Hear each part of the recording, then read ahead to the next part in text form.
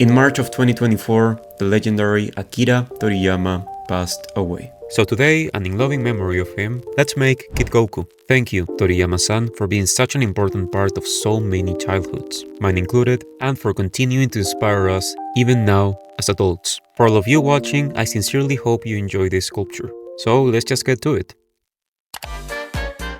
We start, as always, with the armature, and to start an armature, I need a full body reference that I could draw, but doing so would take me a couple of hours compared to searching Kid Goku full body on Google and downloading that picture. And no good sculpture of mine will ever start without the most mediocre armature you'll ever see. There are some artists out there that make armatures like this, and then there's me. I will never be able to make something beautiful from the very beginning, which is kind of a blessing, because otherwise there would be no struggle. And what's art without struggle? Anyways, after some good dose of copium, it's time to introduce the main character of this story, Sculpey. After some ASMR and taking a chunk of clay that I was definitely strong enough to tear apart, it is time to cover the entire thing in clay.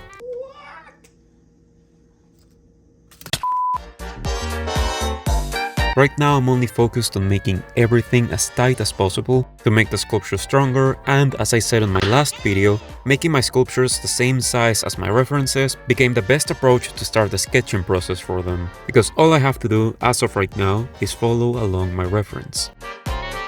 Now, I like to start sculptures like this with the head because it's the most difficult and important part to make. And if I can't achieve a head that kinda resembles the character I'm trying to make after hours of working on the rest of the body, then my confidence will suffer tremendously and I will never be able to recover or sculpt ever again.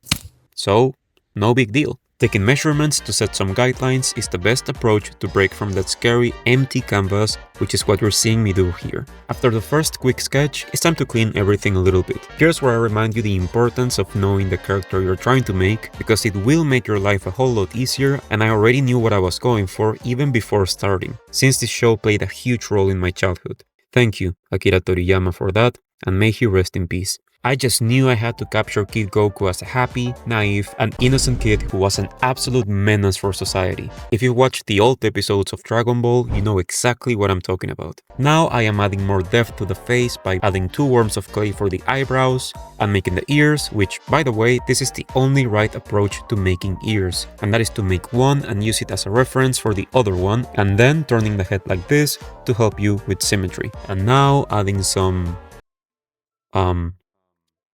spikes for the hair to really help me visualize where I'm going with this project. Now that, as I said before, I can kinda see a resemblance of Goku, I now feel confident I can make this project work, and so now it's time to move on to making the body. I am now bulking the entire thing up because, yeah, he looked funny, and from the very beginning I knew I wanted to make Goku on his flying Nimbus, so I had to take into consideration the wind and make some very baggy clothes. Time to add his Seijan pantaloons and worms of clay for the clothes to indicate that our boy is showing off with those guns. Now, talking about worms, this is one of my favorite steps of making any character, which is to add a lot of them to the entire outfit. The key here is to add so much detail that everyone that you'll show your art to will simply be so confused that they will just go, yep, detail. Time to add his belt in the most professional way that I totally have a roller for, but when you start thinking of buying a roller, you eventually understand that consumerism is getting to you.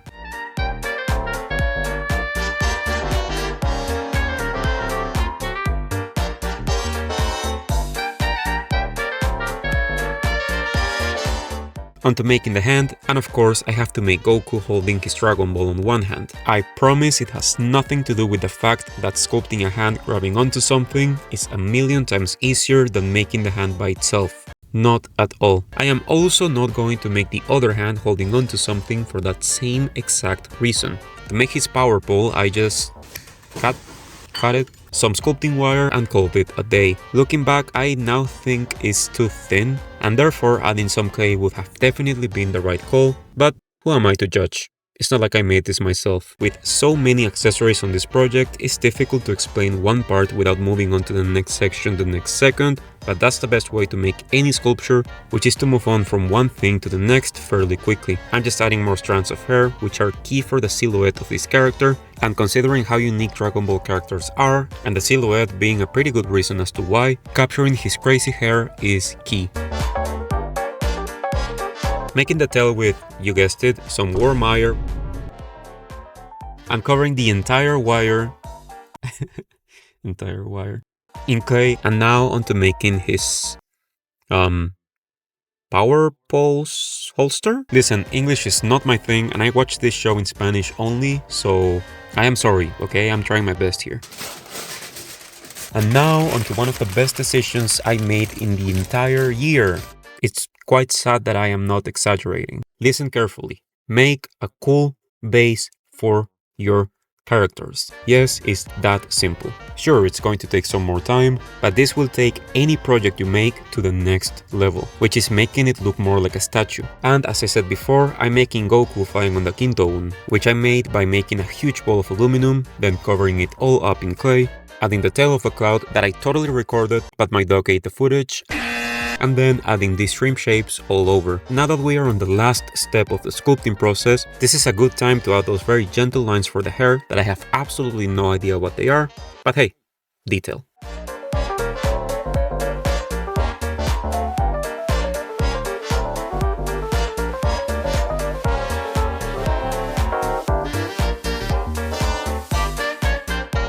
Talking about adding lines, that's the same thing I did for the tail to make it look more like fur, but in all directions and applying a lot more pressure. Now that we are done with the sculpting process, it's time for Goku to take a deserved shower in isopropyl alcohol. Giving alcohol to a kid is always a huge no-no, but this is the only instance where it's okay.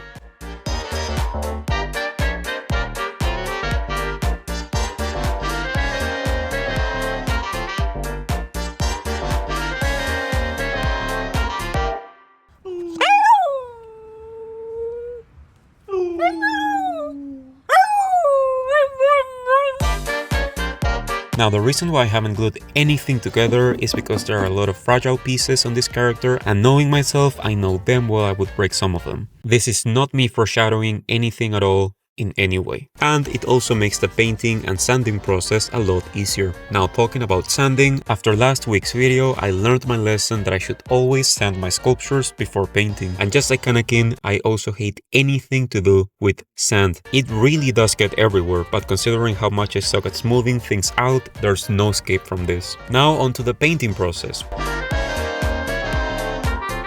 which, as always, we start with some primer to help all the other colors stick better without applying too many coats of paint. Now, at first I was going for that half white, half gray thing I did with Sonic, because I got bored on this step, but decided against it with how anticlimactic it was last time.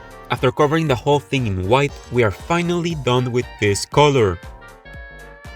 Time to move on to painting the eyes with some more white, and while I'm painting the base colors, which is a pretty straightforward process, let me remind you of this beautiful build-shaped thing called the subscribe button. As of writing this, I have 0 subscribers, so consider subscribing if you're enjoying this video, and remember, I'll post a new sculpture every Friday. If you don't want to, well, that's also fine, but give me another chance and come back again sometime soon, okay? Anyways, after all the annoying begging out of the way, let's go back to the sculpture. You can clearly see I'm using very strong colors here, and that's all because I want to make him look as lively as possible.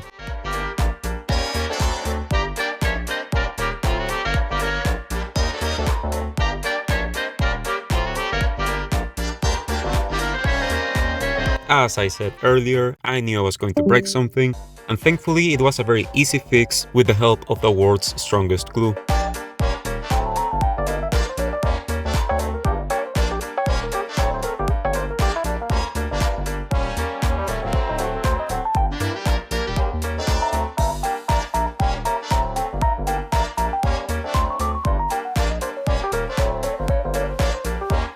Now that everything is covered in color, this is when I can tell what colors should go and what colors should stick, and time to add some shadows as well as some highlights. I have to say, adding these little light blue lines was my favorite part of the painting process,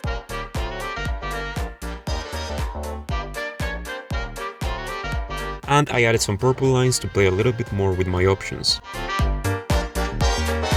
And please, you should always appreciate a good shot when you see it. I have absolutely no idea what happened here, but apparently I pushed my camera to the side on one of the most satisfying parts of painting, which is blending everything together, and didn't notice anything for well over 2 minutes.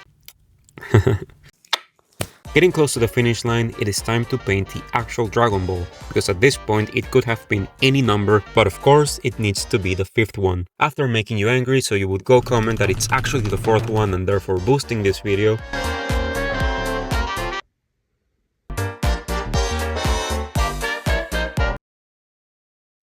now that the painting process is over, I can finally put it all together with the world's strongest glue.